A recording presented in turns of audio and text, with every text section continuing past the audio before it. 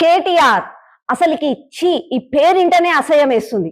Who is very much knowledgeable person, ethical గా మాట్లాడతాడు, global standards గురించి తెలుసు, తోపు తురుము అని అన్నారు కొంతమంది. అసలు నిజంగా చదువుకున్నాడా చదువుకోలేదా అర్థమైతలే.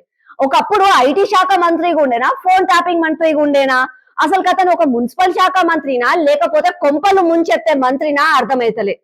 మనము పోరాడి తెచ్చుకున్న తెలంగాణకి నీళ్లు నిధులు నియామకాలు వస్తాయని చెప్పి మనం ఆశ పడితే ఈ కల్వకుంట్ల కుటుంబం రూపంలో 10 సంవత్సరాలలో మనకి కుంభకోణాలు, లిక్కర్ స్కాములు, ఈ ఫోన్ ట్యాపింగ్లు.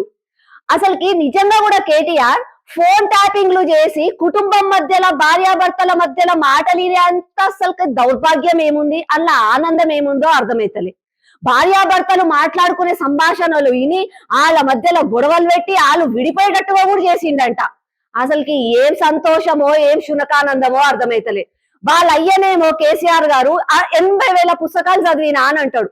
అతను ఉద్యమకారుడే కావచ్చు, కానీ పాపం ఈ వయసులో రామకృష్ణ అనుకునే వయసులో ఒక బిడ్డనేమో లిక్కర్ స్కామ్, ఒక బిడ్డనేమో ఫోన్ ట్యాపింగ్.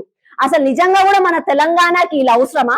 ఇట్లాంటి నాయకులు అంటే ప్రైవేట్ కాన్వర్సేషన్స్ ఇని సిబిఐ అంటే మొత్తం కూడా జడ్జిలది, ఐఏఎస్ ఆఫీసర్లది, ప్రభుత్వ ఉద్యోగస్తులది, మళ్ళా ప్రతిపక్ష నాయకులది, సొంత నాయకులది కూడా, సెలబ్రిటీలది, మళ్ళా సామాన్య ప్రజల సంభాషణలు విని ఆనందపడే మనిషి ఇట్లాంటి నాయకుడు నిజంగా తెలంగాణ సమాజానికి అవసరమా?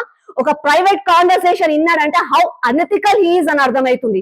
నాలెడ్జబుల్ పర్సన్ అంటారు, but I feel he's the most stupidest person in Telangana. ఇప్పటికైనా కాంగ్రెస్ ప్రభుత్వం, రేవంత్ రెడ్డి గారు వీళ్ళకి శిక్ష వేయించండి. మీకు చేత కాకపోతే సిబిఐ ఎంక్వైరీ చేయించండి.